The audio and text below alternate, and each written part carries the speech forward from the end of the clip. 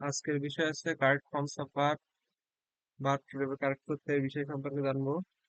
ওই জন্য প্রথমে দেখি যে কোনো একটা যদি সেন্টেন্সের ভিতরে অতীতকালের কোনো বিষয় না থাকে, যেমন থাকতে পারে কি কি, সামটাইম, সামটাইমস, যেটা বলে মাঝে মাঝে,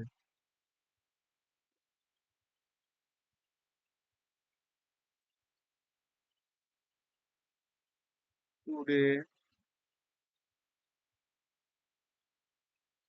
অলওয়েজ,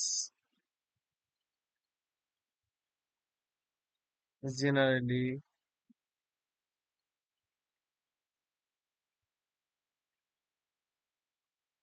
ডেইলি,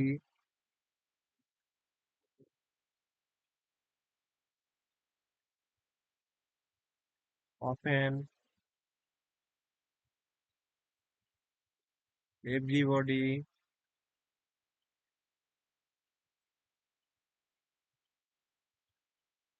ইউজুয়ালি,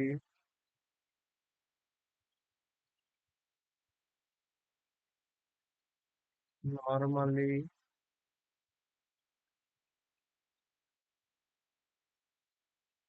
জেনারেলি,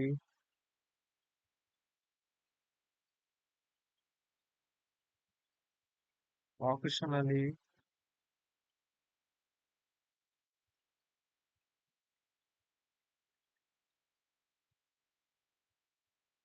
এইগুলো যদি কোনো সেন্টেন্সের ভিতরে থাকে, কিন্তু সেটা দ্বারা যদি অতীতকালের এবং তার সাথে সাথে যদি অতীতকালের কোনো সময় উল্লেখ করা না থাকে, তাহলে সেক্ষেত্রে এইগুলো দিয়ে যে সেন্টেন্সটা হবে সেগুলো হবে প্রেজেন্ট ইনডিফিনাইট টেন্সে।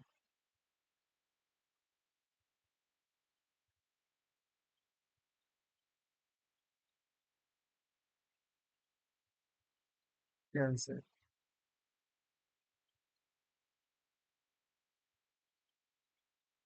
যেমন দেখি যে সে মাঝে মাঝে গ্রামে যায়, সামটাইমস,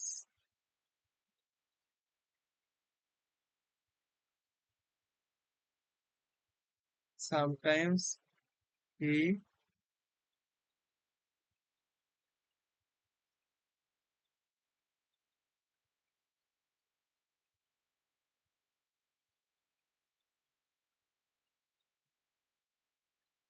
ইজ ভিলেজ।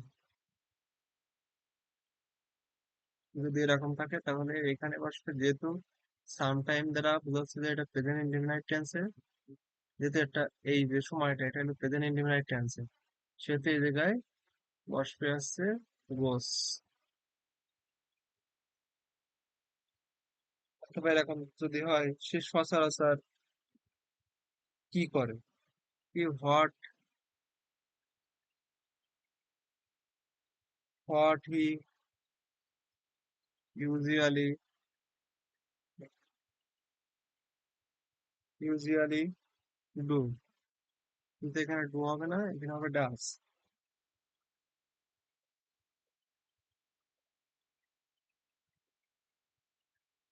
তাহলে এখানে যদি আমি বসাই, তাহলে আমরা কি লিখতে পারি, what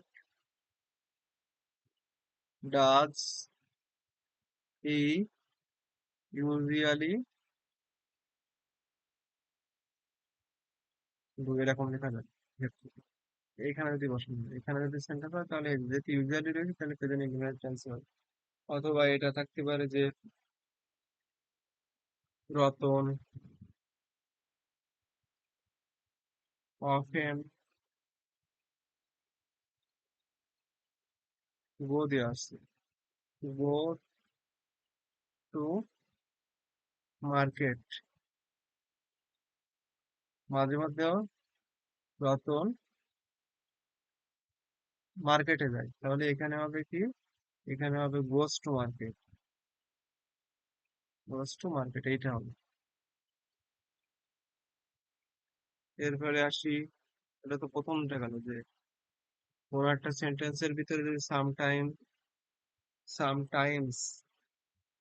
sometimes, today, always, generally, daily, often, everybody, usually, normally, generally, occasionally, এইগুলো যদি থাকে এবং এইটা সেন্টেন্সটা যদি অতীতকালের কোনো সময় উল্লেখ না থাকে তাহলে সেক্ষেত্রে সেন্টেন্সটা হবে প্রেজেন্ট ইনডিফিনাইট টেন্সে। এরপরে আর দেখি যে কোনো একটা সেন্টেন্স যদি ইউনিভার্সাল ট্রুথ হয় তাহলে সেইটা হবে প্রেজেন্ট ইনডিফিনাইট টেন্স। যেমন সূর্য পূর্ব দিকে ওঠে, the San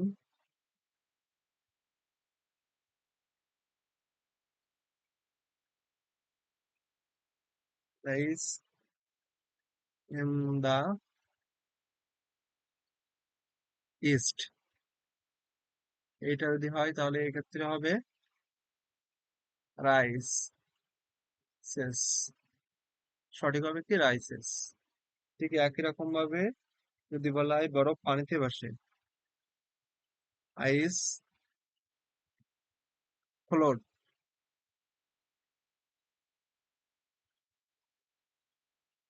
floats on the, floats on water. তাহলে যেহেতু এখানে এটা একটি চিরন্তন সত্য, সেই কারণে এটি প্রেজেন্ট ইনডিফিনিট টেন্সে। যেমন শীতকালে শিশির পড়ে, এটা যদি করা হয় তাহলে এটা লিখে যাবে এরকম ভাবে, ইট ডিউস ইন উইন্টার।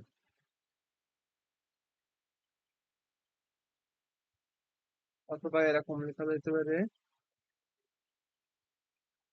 তার মানে কি বোঝাচ্ছে, যদি সেন্টেন্সটা চিরন্তন সত্য হয়, ইউনিভার্সাল ট্রুথ যারে বলে, যদি এরকম টাইপের কিছু হয় তাহলে সেক্ষেত্রে আমরা কি লিখতে পারবো, সেক্ষেত্রে এখানকার যে ভার্বটা হবে, ভার্বটা অলওয়েজ প্রেজেন্ট ইনডিফিনিট টেন্সে হবে। যেহেতু আইস রয়েছে, আইস থার্ড পারসন সিঙ্গুলার নাম্বার, সেই কারণে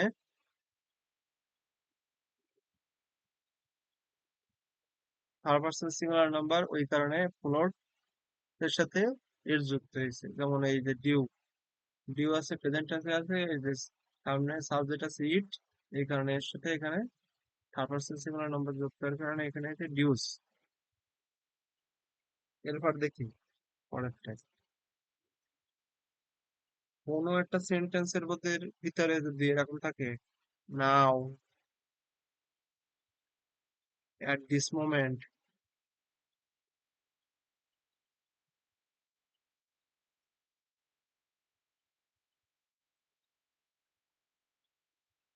in this moment, now at this moment, in this moment,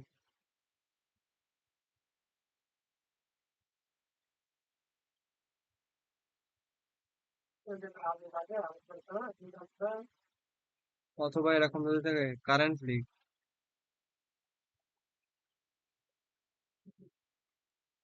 তাহলে এই কোন সেন্টেন্সের ভিতরে এগুলো থাকলে এটা হবে present continuous tense.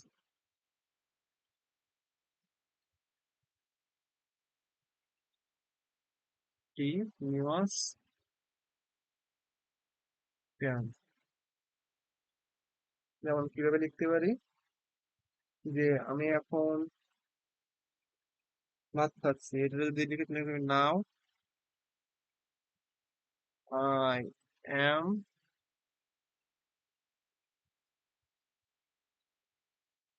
Eating rice. অথবা যদি এরকম হতো যে এই মুহূর্তে তোমরা কোথায় যাচ্ছ, তাহলে ওইটা হয়তো এরকম যে where where are you going at this moment.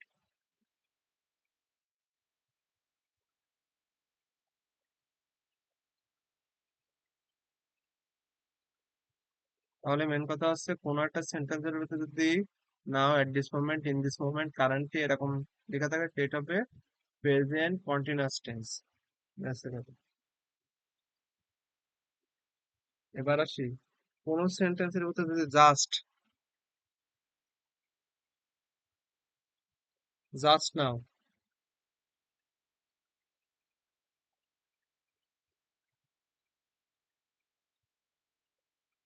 Yet. ইয়েটের মানে হচ্ছে এখনো।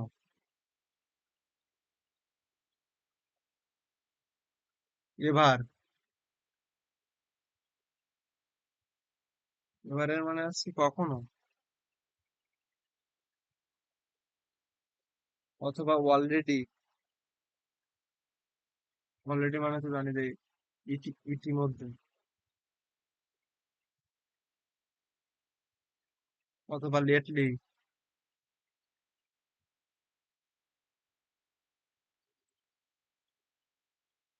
অথবা রিসেন্টলি,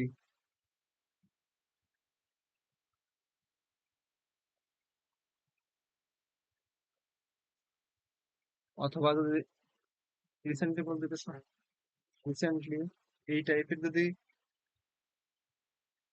ওয়ার্ড কোনো শব্দ থাকে, টাইম থাকে, যেমন কি just, just now, yet, ever, already, lately, recently, তাহলে সেইটা হবে প্রেজেন্ট পারফেক্ট টেন্সে। Present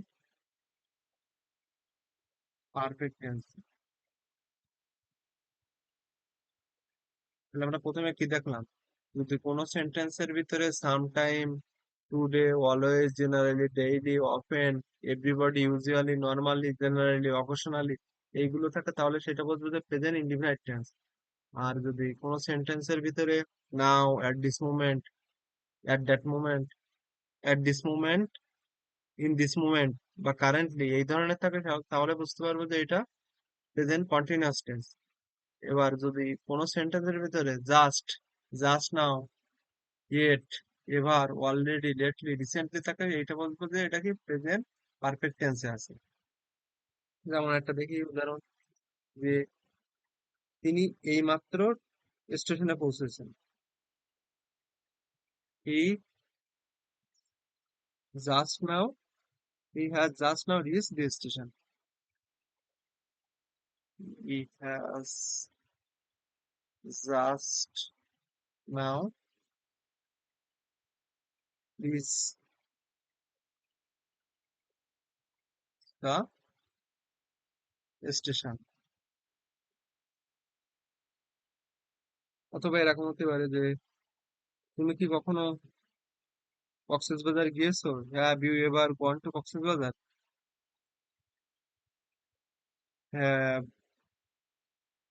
you ever gone to Cox's Bazar?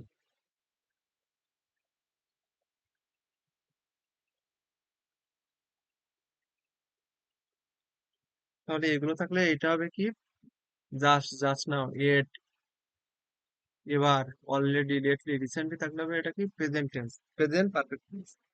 এখন আসি পরেরটা। কোন একটা সেন্টেন্সের ভিতর যদি স্টারডে,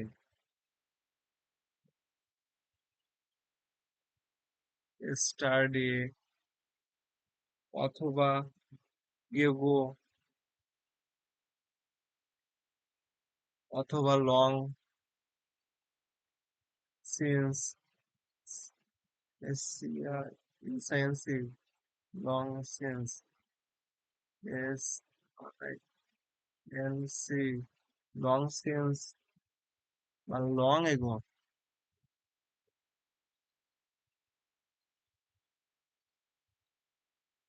অনেকদিন আগের কথা, বা লাস্ট নাইট, বা last week, last month, last night, last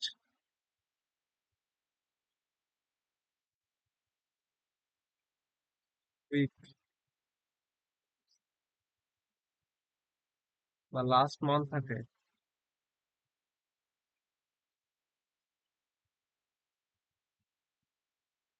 তাহলে সেইগুলো হবে পাস্ট ইনডিফিনাইট টেন্স।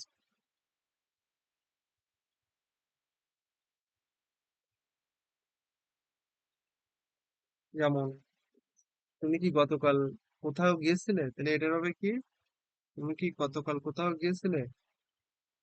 তাহলে এটা যদি করা হয় তাহলে কি লেখা যাবে? Where did you go yesterday? যেহেতু এখানে স্টারডে আছে, ওই কারণে আছে এটি কি পাস্ট টেন্সে লিখেছি।